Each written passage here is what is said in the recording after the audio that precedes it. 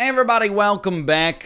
Northern Lion Trackmania track of the day. Just a reminder, there will be no Trackmania track of the day that goes up on Sunday because Saturday is my day off. So this is the last one for a couple days. Let's see what we got today.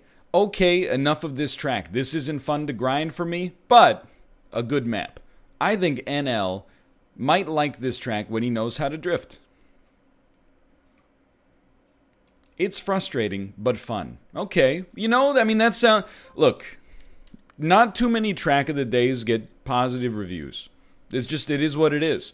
So the fact that we got some light positivity means it's probably like an 8 out of 10. Yesterday, we were top 129 in the Egg Carton. Top 8 in British Columbia, and we got an author medal. It's a good performance, dude. I'm not upset about that at all. And we're on Sakura today. Ah, the Japanese cherry blossom, of course. Let's play alone. We got a GPS. GPS in 3, 2, 1. Okay, here we go. Okay, we got some banked corners. You go through the Torii gates. Ooh, that's flush, but you know, if you can get it, you'll like it. Little spooky. Lot of speed on this track for sure. Lot of speed on this track. Oh my. Oh my. All I'm saying is that this is a course where you seem to play at pretty much full speed the whole time. And that's a little frightening for me, because a single mistake can cause you a lot of problems, but it definitely looks pretty interesting. So let's just, you know, have a lot of patience for ourselves, because, you know, it does not appear to be a particularly easy course. Even the finish, you know, I think the GPS made it look a little bit easier than it actually is, but we'll see, I suppose. So I'm being, you know, we should really take it a little bit more conservatively through the jump here. Even if we have to slow down way more than is sensible. Then you get a little flush there, but at least we made it on. Then here, obviously the higher up you land there, the better, but then you got a turn. The turn kind of comes out of nowhere. Again, the GPS makes it look so easy. Then here, okay, it's just a standard kind of loop situation. This looks like a very driftable corner that you probably don't want to cut nearly that hard, but at least we know. A little spicy there. I mean, this part seems pretty much just flat out. You know, just full speed ahead. I'm giving her all she's got, Captain. There, we had to slam on the brakes so we didn't crash, but at least we've successfully completed one loop around the sun, earned ourselves a bronze medal, and top 100 in Canada. It is just after noon. So essentially, we're not dealing with like the round having just started, but it's still pretty early. So, you know, you can't take your rankings super seriously until you get a little bit later in the day. But I don't know, this track seems fairly, well, I don't know, it depends on your definition of technical, right? Is it a technical track when it's got a lot of racing elements, or is it a technical track when it's got a lot of you know, freaky deaky elements? We're not gonna have the torque necessary to make it up there. But I think we got a good chance today. I mean, again, it's all concrete, baby. Okay, that's not gonna do it. How's everybody doing today? I'm doing well, thank you for asking. Ran a couple of errands this morning that had to be ran. And I should be very prepared to drive well today, because I spent about half an hour last night watching a YouTube channel, called Vancouver's Worst Drivers, which just features viewer-submitted dashcam footage from throughout the city. And I gotta tell you, I think I got it all figured out. You gotta just not do what they do. So if we see a stop sign, we're gonna stop. And if we are in the left turning lane, we're going to turn left and not go straight. And I think, honestly, with all of that at our disposal, the world's our burrito. It's amazing, the level of bad driving. Everybody thinks they live in the city with the worst driving in the world. I do not think, and I mean, this was barely an improvement, but I do not think that Vancouver has the worst drivers on Earth.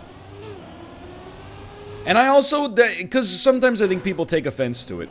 I don't think that when I say worst driver, I even mean it as like a technical thing.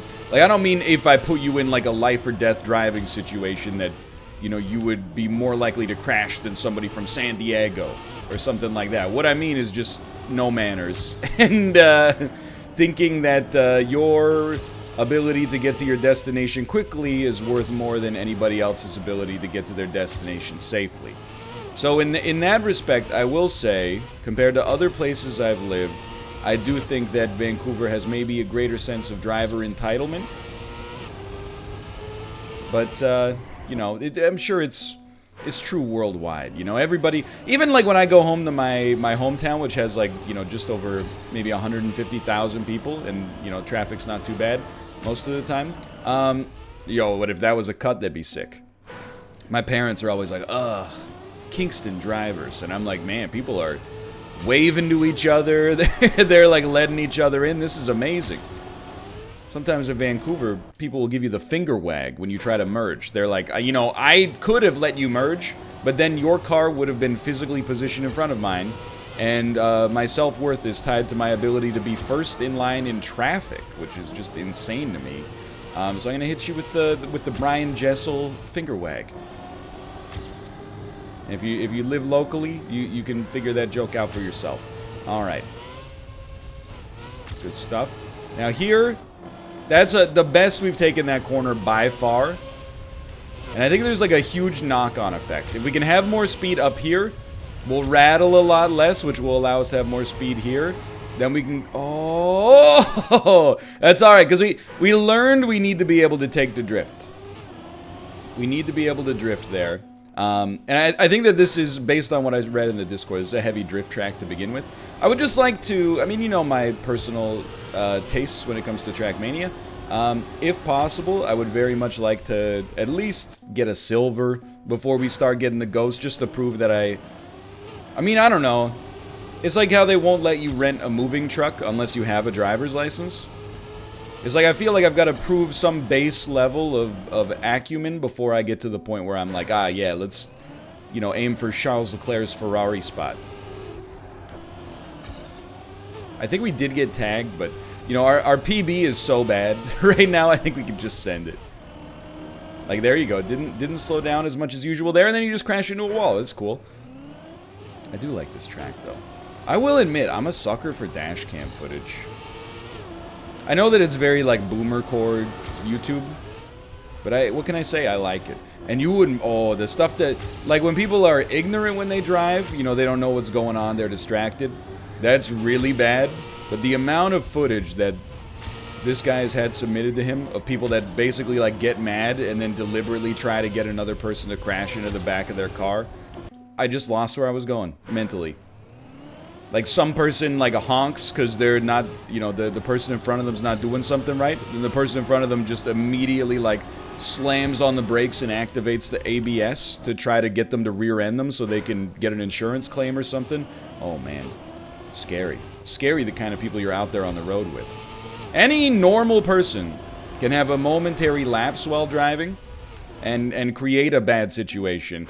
You know, it's hard enough out there. We don't need people with, you know, fragile egos trying to cause other people physical and financial harm. Consider this, you know, this is, I imagine most of the people watching this are, you know, good, sane people. But if you ever find yourself in that position, just remember, you know, a car is just a way for you to get from point A to point B. As soon as you find your ego so far wrapped up in it, I think it's time to take a deep breath and, you know, relax a little bit and, you know, keep it in perspective, recognize, you know, you're just driving to the grocery store. Nobody needs to get killed. We're gonna, look, here's the thing. When we get that, we're gonna get it. Right now, we're not there. But one day we'll be there, and oh baby, why? Once we're there, it's gonna be a dream come true. So where are we at here? 47 seconds. I did see, I thought I saw people on my Discord be like 35 seconds. I'm happy with my performance today. If that's the case, look, our run is not good. However, It's not 12 seconds off of the author medal, I think. So, I don't know. Maybe I'm misremembering, quite frankly. See, that was good. I lost a little confidence, but that was good. And you're just going straight on till morning here. Pretty much full speed here. This one's taken a little longer than usual to bake into the cerebral cortex. But I think it is a deceptively kind of tricky track. I mean, if you think this is your normal Sunday drive to the Jumbo Video to rent some tapes for the weekend, I mean, I don't want to live where you live, let's put it that way, or at least I hope they got a good public transit system. Jumbo Video is a Canadian video rental store that I have to imagine probably still has a couple of locations. I mean, don't get me wrong, I love the video store. Like, when I was a kid, it was always really exciting to go to the video store. You know, rent a couple of movies, maybe rent a game for the weekend or something like that. I'm not anti-video store. And I still do think this is going to be maybe a silver. I'll take it. I think we can still improve a lot, honestly. So let's keep it moving. I still do think there can be a market for the video store. I do think it's a different situation now. You know, like with so much available digitally, you know, faster and in most situations cheaper than the video store. How does a video store set itself apart? I think an incredible selection of, you know, niche foreign films, independent films, stuff like that. And then also a very knowledgeable staff capable of making recommendations, and even then it's going to be hard. But, oh, dude. This is a good sign. You know, I'm not saying I've been to a video store recently. I'm merely suggesting that there is, you know, I think there's still, in a large, major metropolitan area, I think it's possible to still be running a video store that at least has a chance. But it's certainly, I mean, we're not going to be seeing a Blockbuster on every corner anytime soon.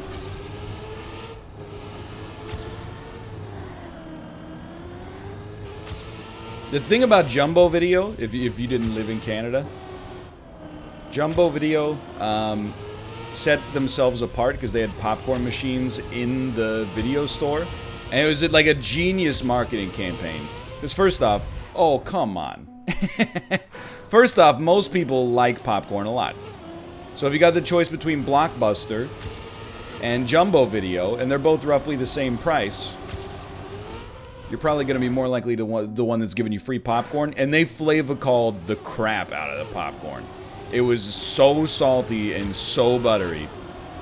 There was a lineup at the machine sometimes. There's nothing worse than going into a Jumbo Video like near closing time and you look at the popcorn machine and it's like totally empty.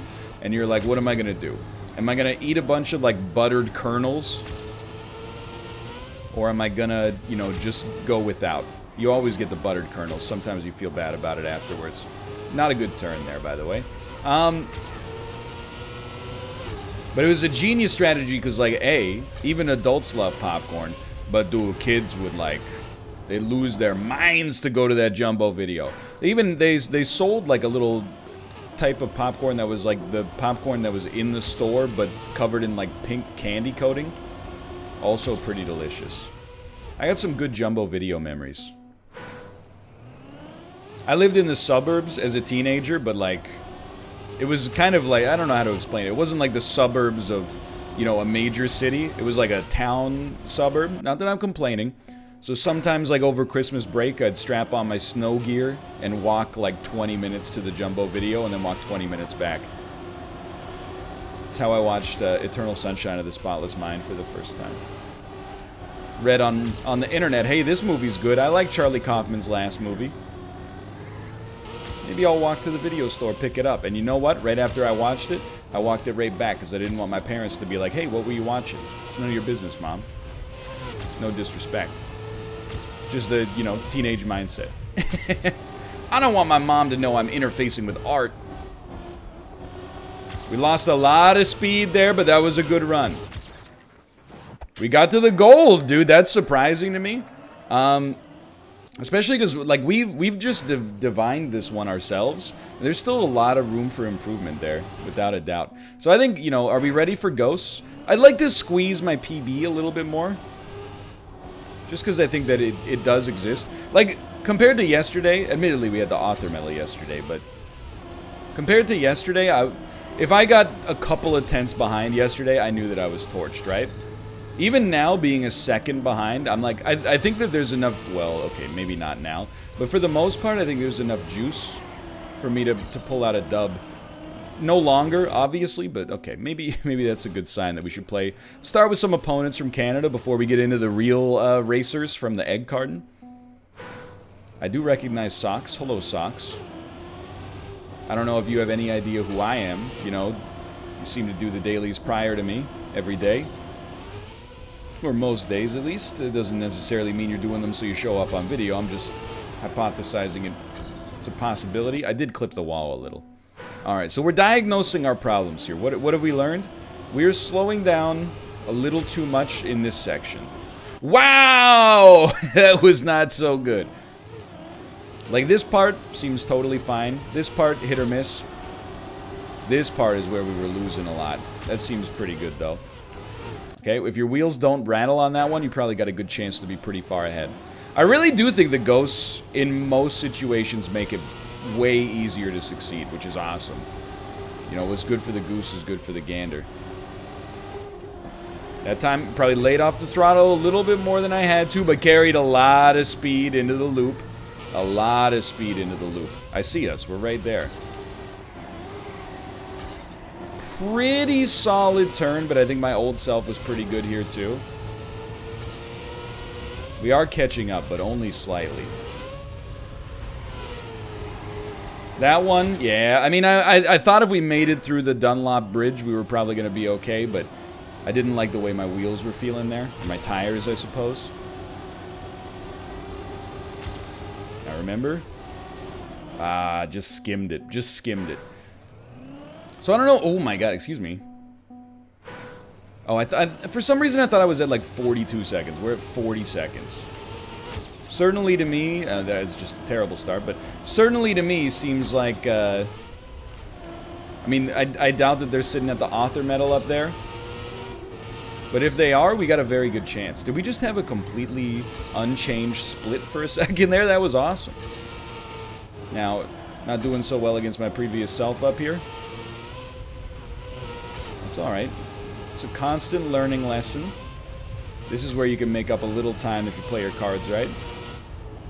Or you could fly off into outer space. Two possibilities. Oh, but man, oh man, wouldn't it be nice? Wouldn't it be nice to get 2 author medals in a row?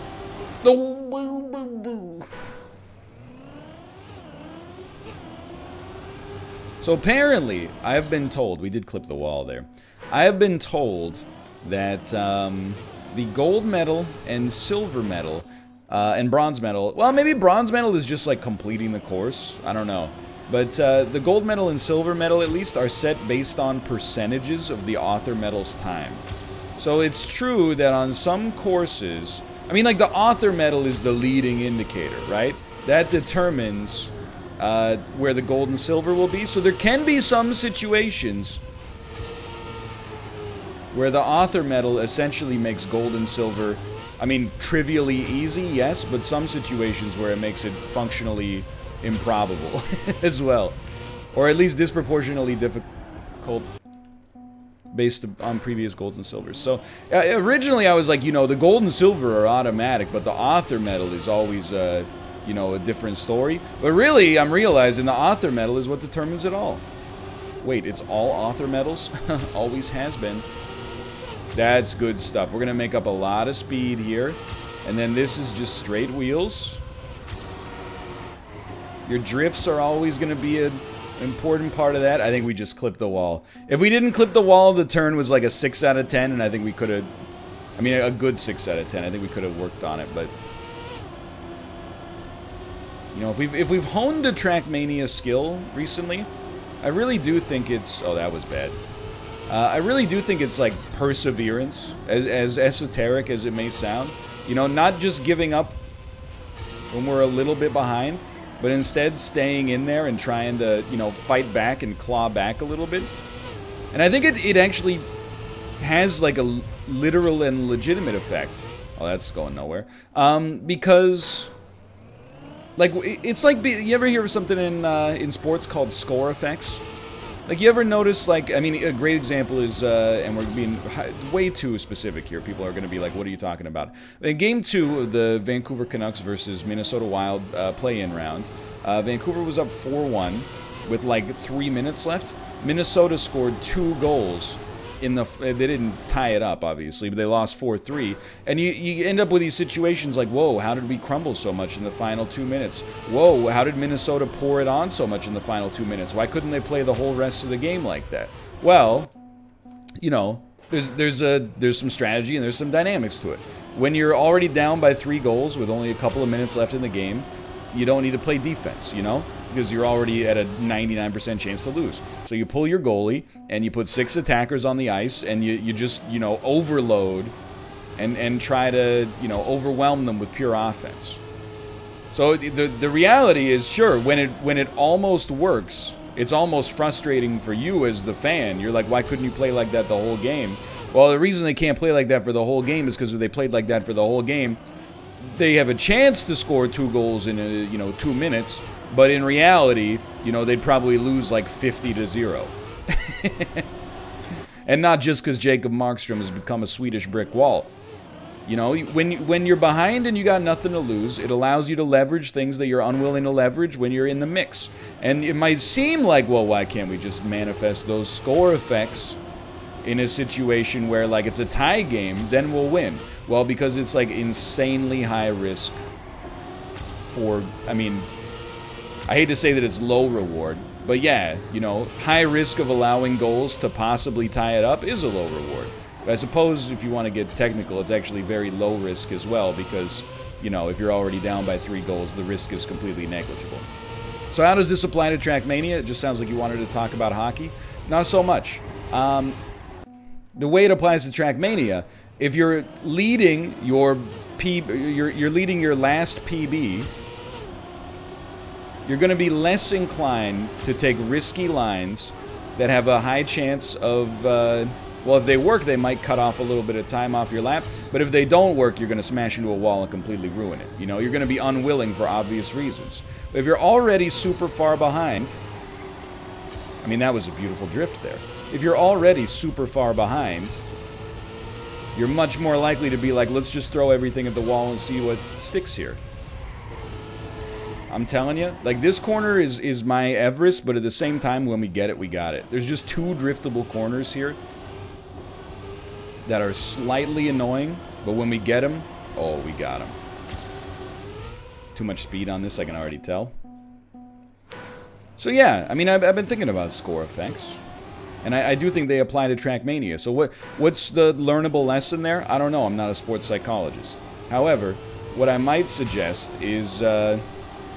you know, try to salvage the laps that don't have a good chance and use them to inform, like, I mean, I just was a hypocrite right there, but try to salvage the laps that have a low chance and use them to inform lines that you might be able to take in the future to cut some time off of your overall, you know? I clipped it. Now, I mean, here's the thing. If I'm behind by 3/10, that's what I'm talking about. I'm not talking about situations where I'm going to be behind by like 1.8 seconds. So I don't know where the author medal is. I suppose we could either ask or calculate it, but I'm not concerned about the author medal just yet. We got a lot of time. We could slice off of our current run before I would start to be annoyed we don't have the author. Yeah, that was... You can't land that far to the right. It's okay.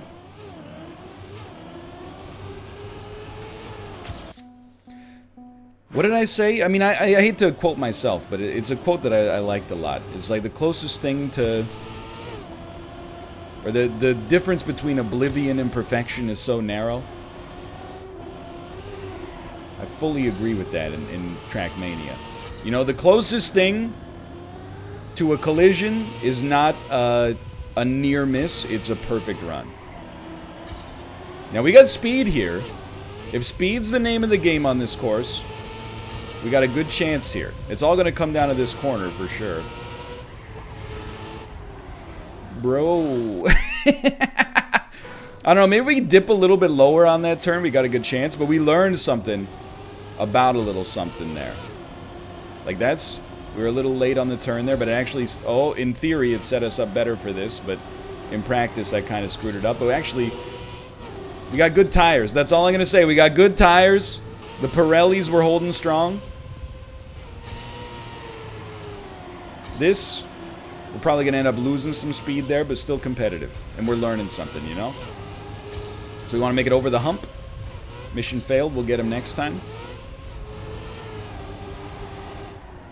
It looks worse than it is. Here's the thing. If I'm ahead of my previous self, we're going to be taking that corner much more conservatively.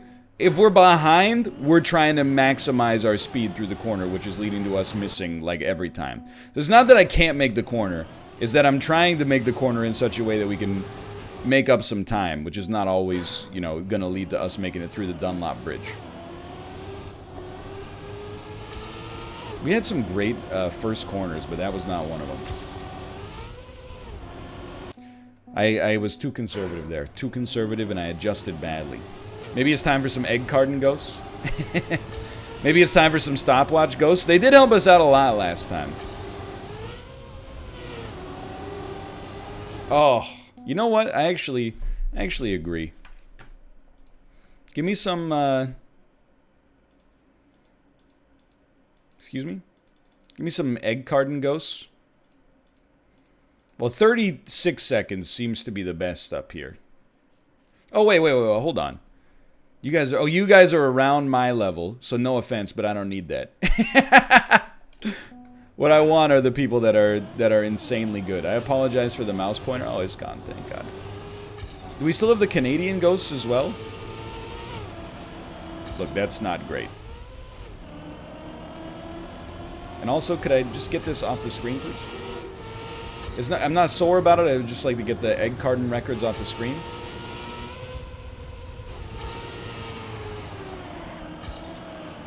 Bad execution, but honestly, like, the principle of it is almost there. I mean, I'm going to say the obvious, but hey, it turns out that the thing you got to do on that turn is get the turn right. God, I hate that one. Okay, close this, please. Close this. And get the mouse pointer off of the screen! Thank you. Okay, so losing a little... excuse me, did you see somebody take, like, the world's worst shortcut there? Unless it ends up being the world's best shortcut and I'm the fool. Here you go. You're staying tough, staying tough.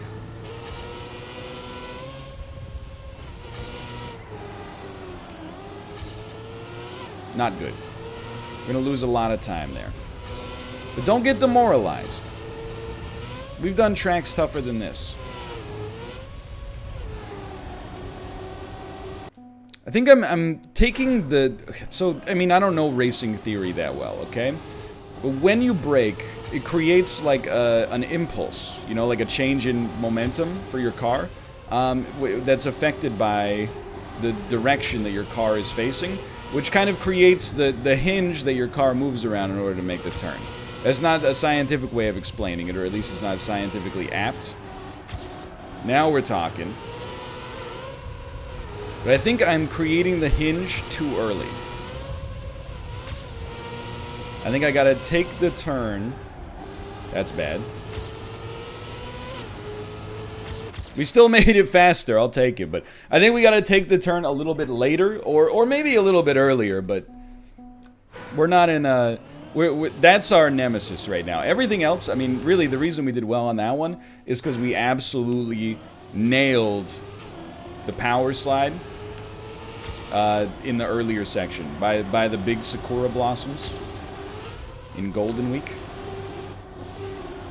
That's good. You know, the slowdown there might seem bad, but at least we didn't spend any extra time in the air as a result. I'm going to take it as a positive.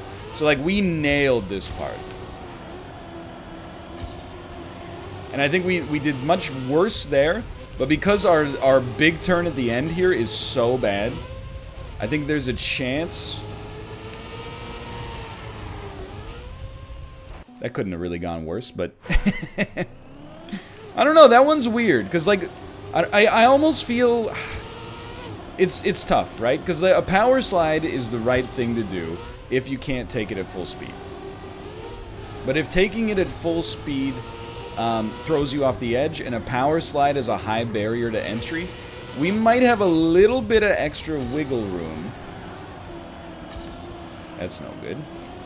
Just by kind of taking the corner as if we were driving like our mom's Toyota Camry. You know what I mean? Like maybe just gas off and then gas on right through the apex. So like here's what I'm thinking. Like what if you just slow and then like fast through here so that you can actually maintain full speed through that section. I mean we already went over the checkpoint, but just sucks that we gotta go, you know, 35 pretty good seconds just to have a chance at it, but you know, that's the game. That's the game. I'm not salty about it. I'm just throwing it out there. I mean, I feel like in my head, I feel disappointed by our performance today. It's not really fair. We are top 5 in BC, which is, you know, pretty standard. It's like a really respectable, I would call it a respectable performance by our normal standards. Certainly not the kind of performance where we'd be like, man, we really screwed it up. We kind of screwed that one up. But again, the difference between, I mean, hitting the wall ruins your lap. Braking in the wrong spot in a situation like that, when your standards are high, it ruins your lap too. So what's the difference? There's no difference between good and evil, you fool, you absolute imbecile. That's a drill tweet. In case you thought I'd lost my mind. Yo, that was a great landing.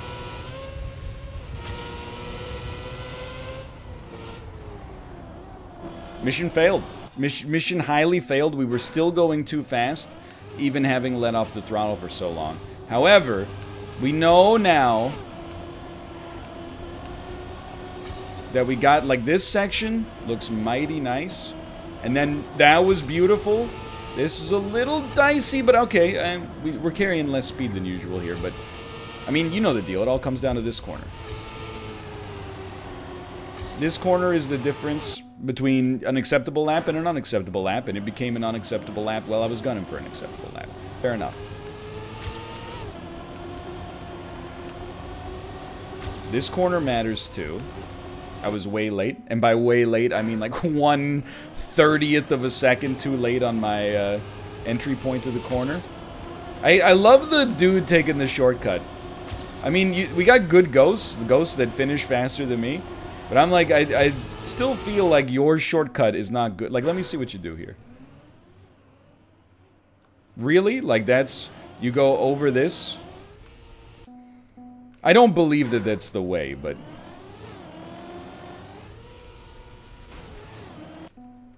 it's funny, at least.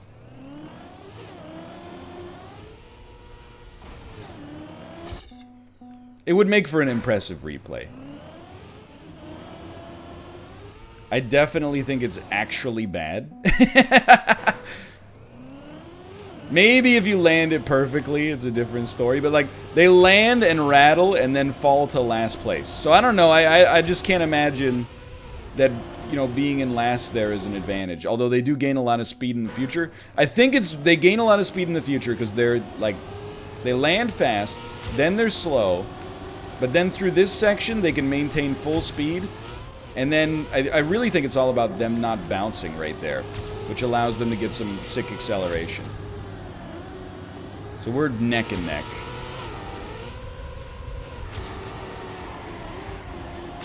It's very nice. We will have a lead. Perfect landing right there.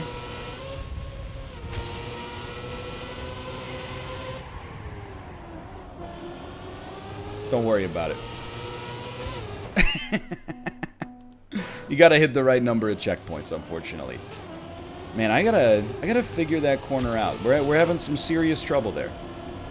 It's the slide for certain. The slide is what's gonna... oh, I just slightly rubbed up against it.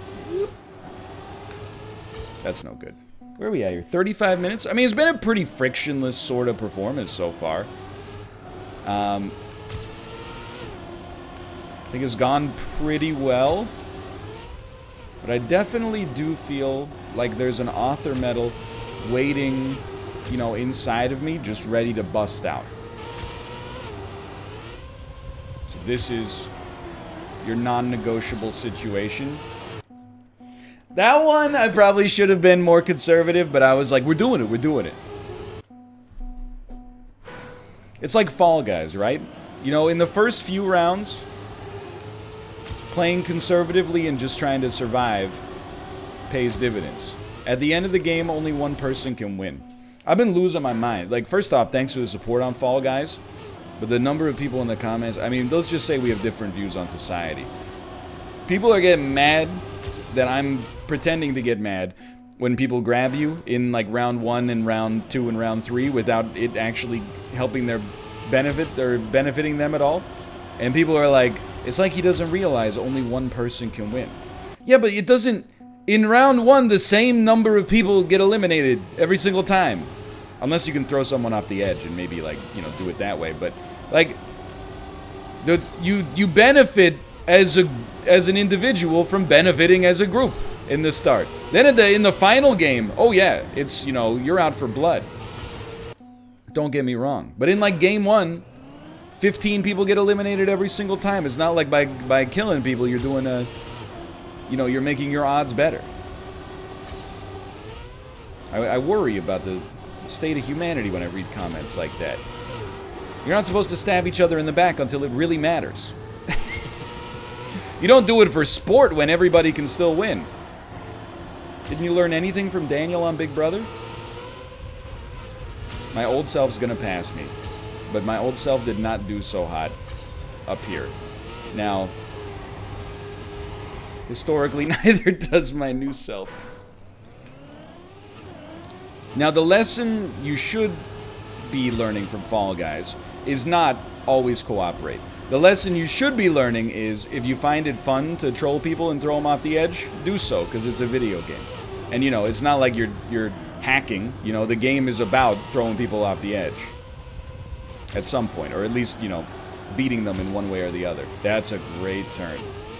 But when you try to justify it with faulty mathematics, that stuff doesn't fly here. I mean, that was Baby's first turn. But I felt like I just needed to get some confidence, you know what I mean? Like, I had not done well on that corner recently. And you slide heavily up the left side of it, so I took my new gold medal, and I display it proudly in my home. Okay, I display it proudly in my home. So the author medal today is no way to tell if it's in our grasp, unless we look it up. But come on, that's resin. We're using outside sources. Just focus. It's a good turn, a little bit around the outside. But my old self had slowed down a little bit by this point and does not take this corner well. Let's be honest, you know it's true. Which means we should be able to pull off a little extra time there. That was close to 4/10. I certainly don't think that's author medal worthy. Top 3 BC, how about that? But again, now I feel like I'm in the zone. Now I feel like I'm in the zone. And I know that even on that lap right there was a lot of room for improvement. That's not great. Like, why was old me so far behind here? What went wrong? Oh, they're catching up in a big way. I hear me. That's gonna put a damper on things. We're not making it out of that one. So realistically, what do I think I can get out of this run? We're at 39, like basically 39 flat, right? I think a 38.6 is a good compromise in terms of like ambition and realism. What do we need to get a 30? 38.6. We basically need to, and we're going to get creamed by our old self there. We need to do better through the opening section, maintain full speed through the, better than our PB, not better than our recent attempts. We need to do better at the start, maintain full speed from the loop so that our old self doesn't pass us. We need to nail the power slide. We need to do slightly better on the major turn, which I still think there's a lot of room to grow on that one. So I think, you know, I don't think it's going to happen on our first attempt, because our first attempt is already passed. But I don't think we're too far away from it. Always touch the brakes, or not the brakes, but just lay off the throttle slightly there. Dude, look at my old self. The speed. Now this is a better corner for us. We should, I think we have a little bit more speed. Apparently not. That is not going to work. Hitting the NASCAR garden, that's not going to work. That's not what it's called, but in my opinion, I think it's what it should be called. We are, dude, 40 minutes has really flown by here. I love Trackmania. Always happy to see the level of support that Trackmania is still getting. I really think that, I don't think Trackmania is for everybody. But when this came out and it was getting like 7s from most major review outlets, I'm like, I mean, it's weird, because I think it's actually pretty fair, but I also think that it's a game that doesn't review well, because if you're into it, it's a 10.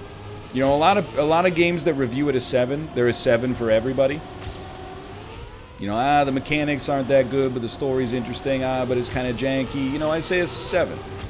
Trackmania is like, it's a feast or famine game. I think for some people it's a 7.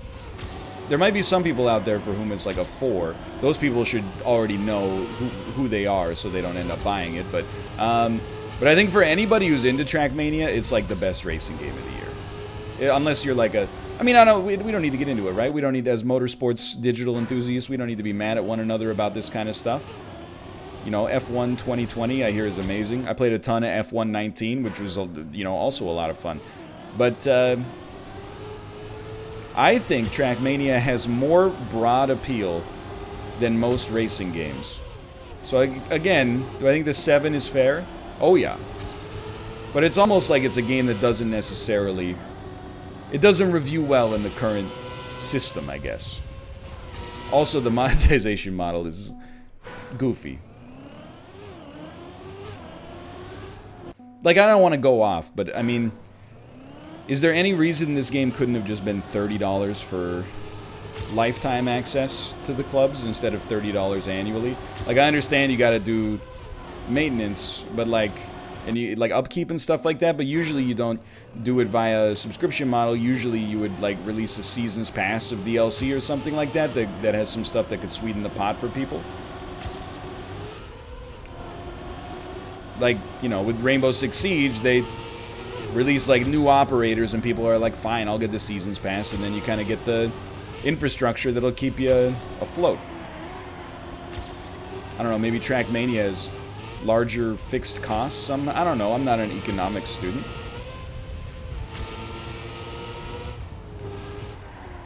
We're okay. This will be a win. Old me was a little more aggressive there. So we did get a 38.6. It still didn't put us on the author medal. And I mean, it's really, the win, lose, or draw of the author medal completely comes down to how you handle that final corner. Because everything else prior to that, not perfect, definitely, like, we're not in first place. But at least everything else prior to that is, like, it's good enough that I consider it to be an author medal territory in all likelihood. It could be wrong. That final corner is where we lose it all, rolling in the deep. You had my heart inside of your hands, and you played it to the beat. Oh, when you nail that section, it's a beautiful thing. It's a... Oh, I'm a little on the outside. I think I clipped it a little. I do think my tail clipped it a little. But, you know, if we're being straight up with one another... Oh, that was a great Oh, he tried so greedy. Again, it's kind of nice that my weakest element is the last element. It sucks because to practice it, we gotta have a good lap that gets all the way there. But secondarily, it's actually kind of sick because it means that no lap is over until we actually screw up at the end. Ooh, I love the gray split. Last gray split. Good. Lost some confidence, but, you know, as long as we're within the bounds of our previous self. Pull it. Great landing. Wheels bump just a little. So that was my new approach. I would not recommend. I feel bad because I think that we're probably going to end this track with a little bit of potential left in the chamber. It was a solid performance. I would stop shy of calling it like, oh, this is like a platinum level performance. But we're like, I mean, I think we got the medal we deserved today. Sadly, we're going to lose a ton of speed here, but nothing like being passed by your PB and then the split being like you're ahead. Like, that's how you know you lost some speed. Is like a fraction of a second ago, you were ahead by 0.36, and now you're watching your previous self go by.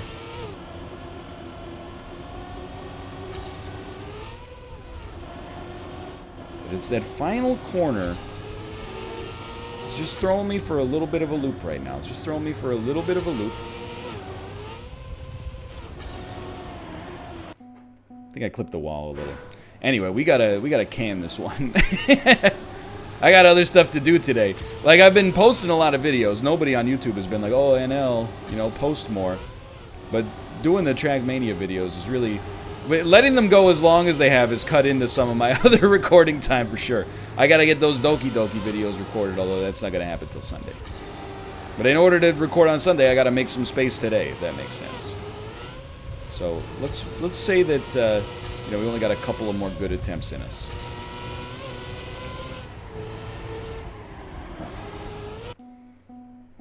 I'm not super upset, but if I'm upset at anybody, I'll say it. I'm upset at myself, but I will admit that in my head, I'm also looking at the end of this track, and I'm like, man, if it were not for that element at the end, we would be heroes. If they just had like another kind of turn, or, you know, like a chicane or something through there, or a Morpheus tunnel or something like that, oh, baby, I would look so much better without having to put in any effort at all. And isn't that the dream?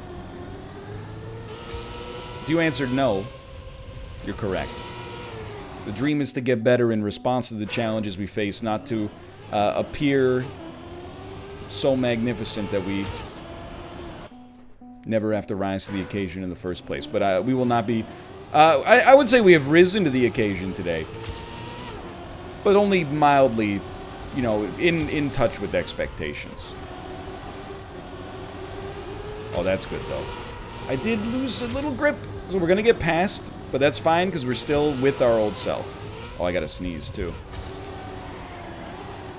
That's beautiful. Good stuff. I could feel the downforce on that one. Great job, Aero Team. Oh! If you had just gripped it! Great job, Aero Team. By the way, terrible job, Aero Team. I'm going to need more downforce on the final sector.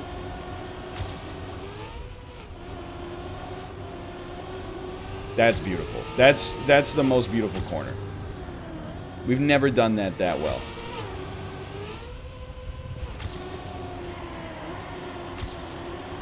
I think we're a little slow there.